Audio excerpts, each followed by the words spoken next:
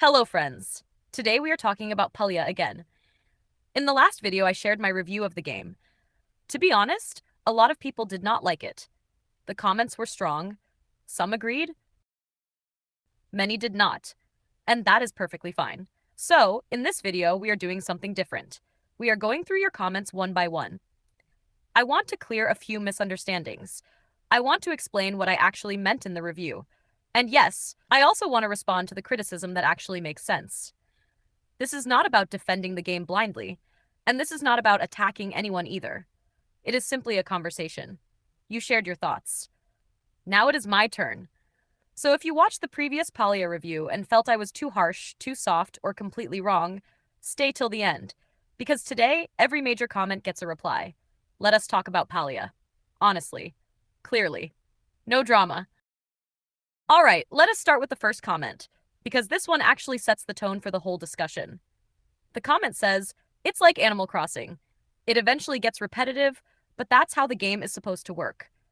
And honestly, this is a fair point.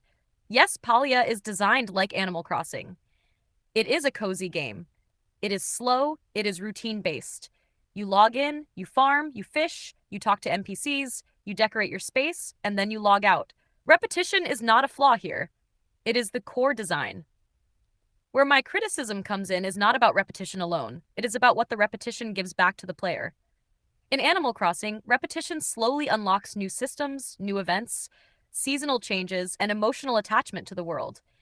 Even when you're doing the same things, the game keeps nudging you forward in subtle ways. In Palia, at least right now, that sense of long-term payoff feels weaker.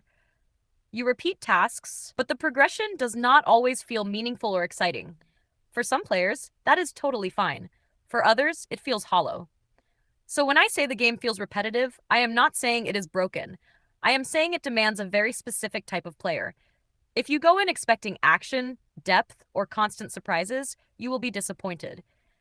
If you go in wanting comfort, routine, and a calm digital space, you might love it. This comment is right in one big way. Palia is doing what it wants to do. The real question is not, is Palia repetitive? The real question is this kind of repetition worth your time? And that answer will be different for every player. Now, let us talk about the second comment, because this one is more emotional and very common in cozy game communities. The comment basically says, this is nonsense. You create your own fun. There is a lot to do, lots of quests, upgrades, new people to meet, and the game keeps adding new maps. I will never get bored. First of all, I get where this is coming from. And I am saying this honestly. Yes, Palia gives you freedom. Yes, there are quests, upgrades, social interactions, and yes, the developers are adding content over time. All of that is true. But here is the important part. When someone says, you create your own fun, that already tells us something about the game design. It means the game relies heavily on the player's mindset, not on strong systems pushing you forward. For some players, that is perfect. They log in, set their own goals, meet people, decorate, roleplay, and relax. For them, Palia will never be boring, and that is completely valid. But for other players, especially those used to structured progression, strong rewards, or deeper mechanics, that same freedom can feel empty. They are not wrong either. About quests and upgrades, yes, there are many, but quantity is not the same as depth. A lot of tasks are variations of the same loop. Collect this, talk to this NPC, upgrade that tool. If you enjoy that loop, the game clicks. If you do not, no amount of new maps will fix that feeling. And about future content. Hope is not the same as current experience. Saying they will add more later does not erase how the game feels right now for a new or returning player. So my review was never saying, this game has nothing to do. What I was saying is, this game asks you to bring your own motivation. If you love that idea, Palia is your comfort zone. If you want the game to constantly surprise you or challenge you, it might not be. And that is the core point people keep missing. Liking Palia does not make you wrong. Criticizing Palia does not make me wrong. It just means we are different types of players. Now, this comment right here, this one actually gets my point perfectly. The comment says, I do feel like they need a combat system. And yes, I agree with this 100%. Thanks. Love you, bro. You literally caught the exact point I was trying to make. When I talk about Palia feeling limited for some players, this is what I mean. It is not about turning the game into an action RPG or adding nonstop fighting. It is about giving players one more meaningful system to engage with. A light combat system, optional, non-stressful, something you can ignore if you want to such it. That alone could add tension, variety, and long-term engagement without breaking the cozy vibe. Right now, everything in Palia is safe, calm, predictable, and for many people, that is perfect. But for others, especially players who want even a little challenge or risk, something feels missing. And this comment understands that balance. You are not asking to change the soul of the game, you are asking to expand it. So, yeah, thanks for this comment. You understood the criticism instead of taking it as hate. That is exactly the kind of discussion I wanted around Palia. All right, now let us talk about this comment because this one needs a calm but very clear response. The comment says, "You have not given the game a fair chance. The game is so much fun. You do not even know how to use the tools right." Okay, let me slow this down. First of all, saying you did not give it a fair chance is an easy line to throw, but it does not automatically make it true. I spent enough time with the game to understand its systems, its loop, and its intention. Liking the result is not mandatory to prove that I understood it. Second, the game is so much fun. I believe you. Truly. But your fun is not universal truth. Fun is subjective. What relaxes you might bore someone else. That does not mean either of us is wrong. Now, the tools part. This is where the argument falls apart. Knowing how to use tools mechanically and feeling rewarded by using them are two very different things. I know how the tools work. The issue is not confusion. The issue is depth and payoff. If the best defense of a game is you just do not get it, then maybe the game is not as clear or as strong as you think it is. And here is the key point. If someone enjoys Palia, I respect that.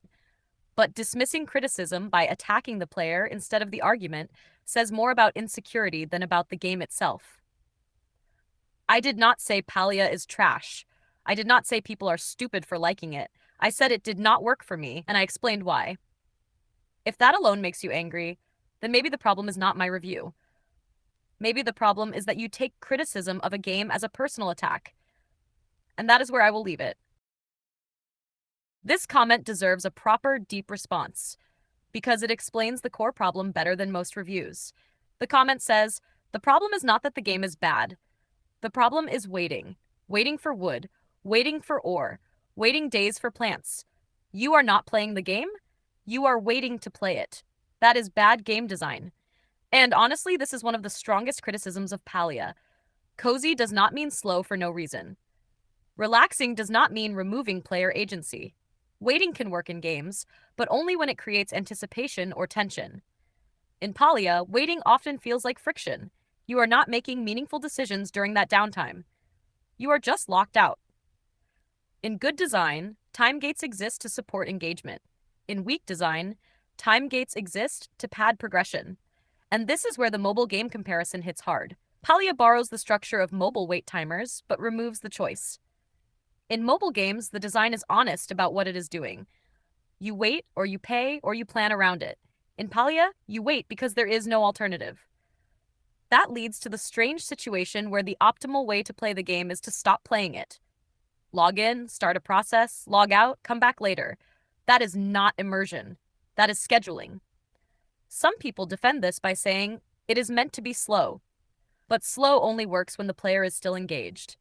When the game asks nothing from you except patience, it stops being cozy and starts being passive. The joke about waiting 2 months to talk about puzzles is funny because it is true.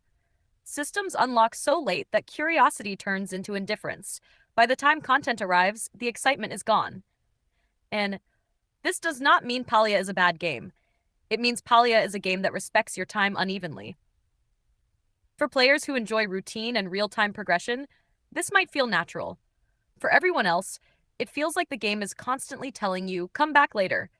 And when a game says that too often, players eventually stop coming back at all. That is not hate. That is not impatience. That is a design conversation Palia cannot avoid forever. All right, this one is clearly sarcasm, so let us answer it without losing calm or dignity. The comment says, "Wow, you described a farming RPG simulation quest-based game. Your genius astounds us mere mortals." Fair enough. I see the sarcasm, but here is the thing.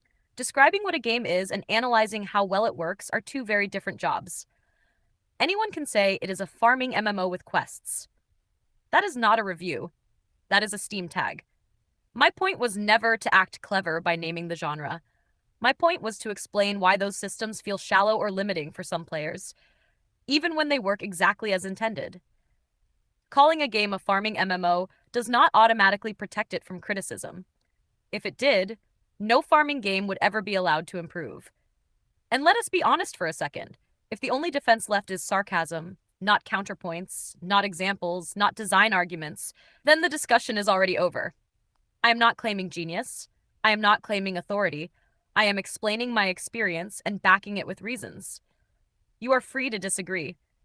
But mocking the description without engaging with the critique does not really add anything to the conversation.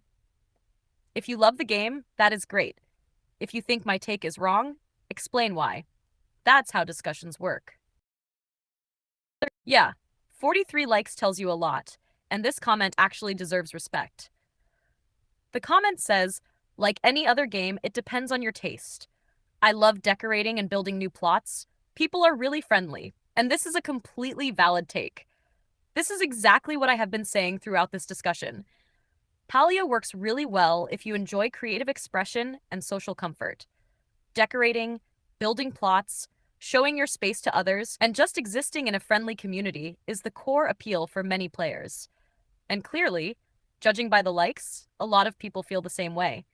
Where my review differs is not in denying this experience. It is in pointing out that these strengths are also the game's boundaries.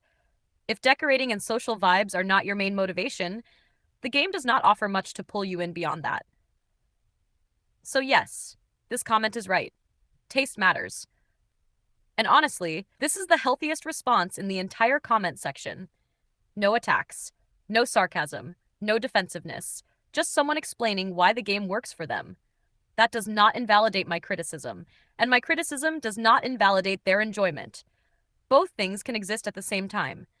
If anything, this comment helps define exactly who Palia is for.